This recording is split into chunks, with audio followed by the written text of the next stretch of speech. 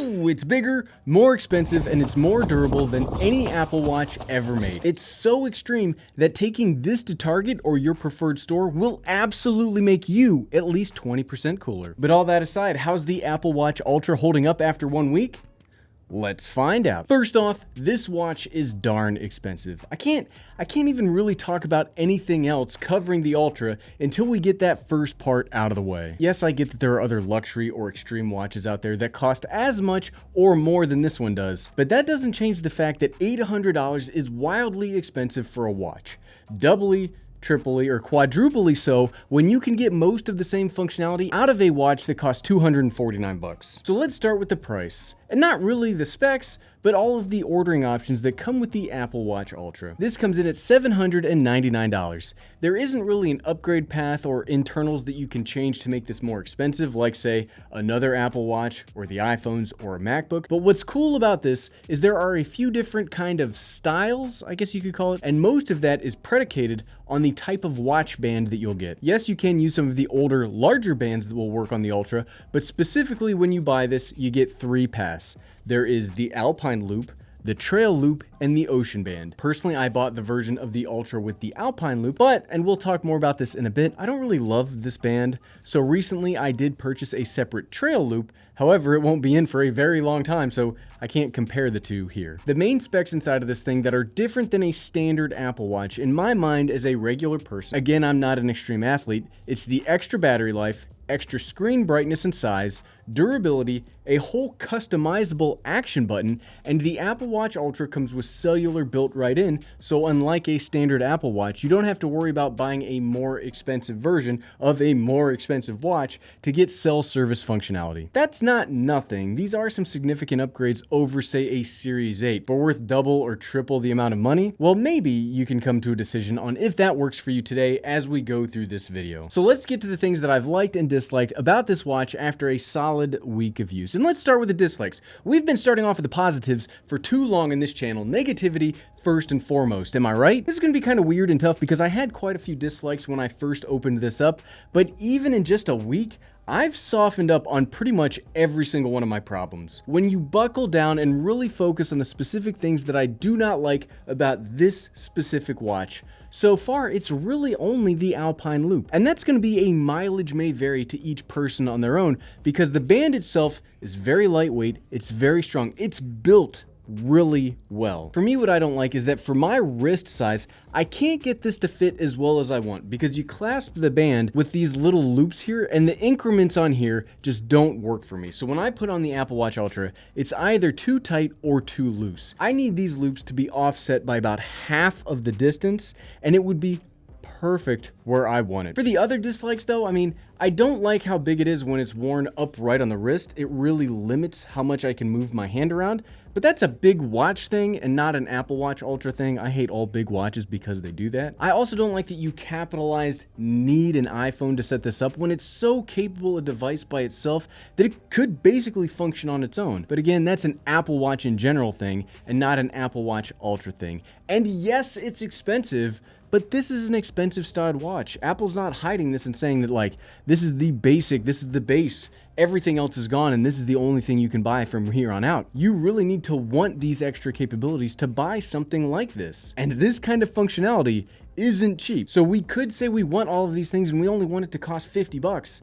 But that's just not reasonable. Okay, with that out of the way, let's move over to the positives because there are a ton more positives and I actually really like this watch far more than I thought I would. First off, let's talk about this size. I don't like the size in a vacuum, but the size does buy you a couple really key things, which I do like very much. Biggest of those is the extra screen size. Holy crap, the screen on this watch is big. Now, it doesn't seem like it's that big when you look or you read the specs. 45 millimeters seems really tiny, but as somebody that's used to the smaller of the regular Apple Watches, this thing has screen real estate for days. The best part of this is not only is the screen bigger, but it's also flatter. So instead of having the rounded edges of its siblings, it's more like using an iPhone screen than an iPod screen. If you sit at a desk all day and you do literally nothing else, no, it's not that big of an upgrade, and I don't know that I would pay to have this bigger screen, but where this pays huge dividends is when I'm out running. I spend 6 days a week putting miles on the pavement,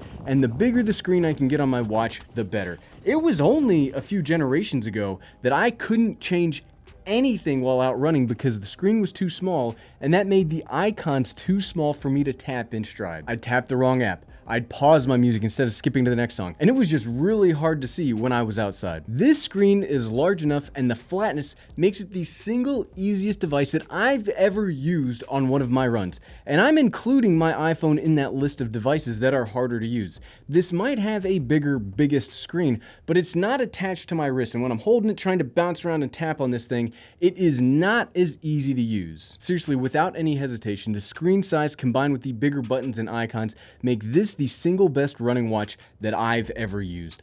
I love it. Another benefit of the screen is, holy crap, is this thing bright. You can even see it from like right here. It doesn't do much if you sit indoors all day, but even on my Series 8, the brand new one that I bought, in direct sunlight, I can still to this day sometimes have problems making out my running stats, my pace, heart rate, etc. But this gets so bright and everything is so big, I can always see what I want from almost any arm position. If the screen moves from always on to actively on, you will be able to see it even in the middle of the day. Something else that I like is while the watch is big, it's not heavy. Like, it's heavier than the Series 7 and the Series 8, but when you think about how heavy a big mechanical or digital watch can be, the Ultra is shockingly light for the capabilities and the construction materials on hand. It's like an iPhone 14 Pro Max that weighs the same amount as an iPhone 13 mini.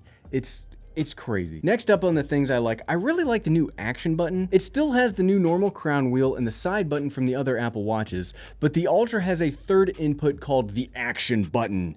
The action button. You can customize this inside the watch app to do a lot of really cool things. Personally, what I've set this up to do is to start a run workout. On any other Apple Watch, I normally have to turn on the screen, tap the workout app, scroll to the workout I'm looking for, and then tap the workout that I want to do. But on the action button, I only need to press this once and my workout starts. Now that might sound like a small thing, like it only saves me about 15 seconds a day, but what drives me nuts are little points of friction like that. And I absolutely will spend money to smooth that kind of friction out and make my quality of life with my tech better. I don't know that I would recommend to a general person spending so much money to get the action button, but I am absolutely happy that I spent the money on it, and I love having it on this watch. And that leads to an overall bigger discussion about the build quality here, because holy crap, I don't like, but I'm enamored with the build quality.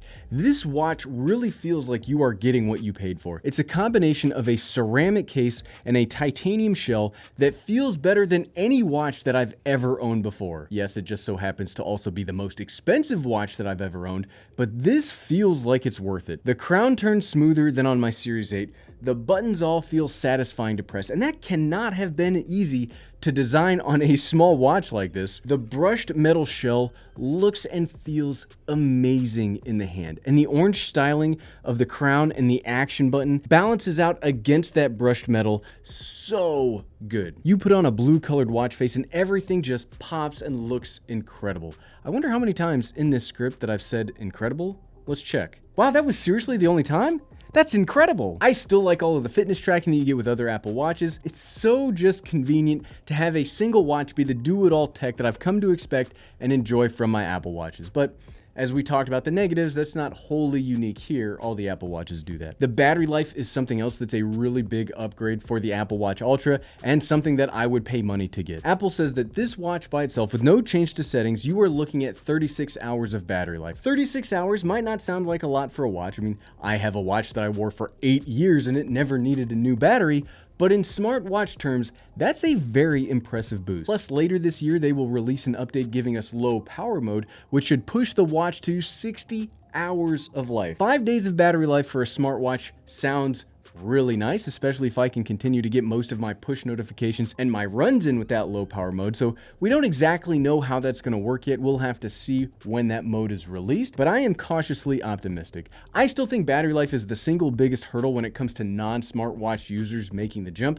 Again, compare 8 years or forever if you have a mechanically winding watch. Even 5 days between charges is a big functional difference to overcome. So hopefully some more folks will be able to make that plunge with that added life. I mean, for me, even 36 36 hours, that just gives me the peace of mind that I never really have to think about the battery life of my watch, and I can just charge it a day or two at a time. Today, the only real time that my watch ever dies is when I forget to charge it after a run. And with this extended operation, that worry should totally be gone with me with the Ultra. So to break this down, do I recommend the Apple Watch Ultra? Dang, now that I just came out and said it, I'm having a tough time telling you to go buy this. Much like a lot of high-end accessories, and yes, the Apple Watch is still an accessory, it can be amazing and still not be something that I'd recommend. I personally love this watch. I've never had a piece of tech go from me being fairly ambivalent about it to straight up loving it after a week of use. I mean, this watch has totally won me over. But I'd only recommend that you buy one if you need a few of the key updates from this compared to a regular Apple Watch. Obviously,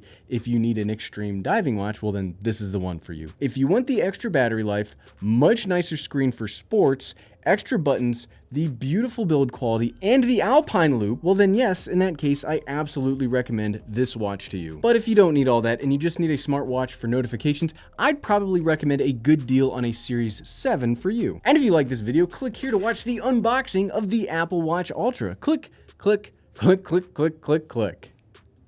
Thanks for watching.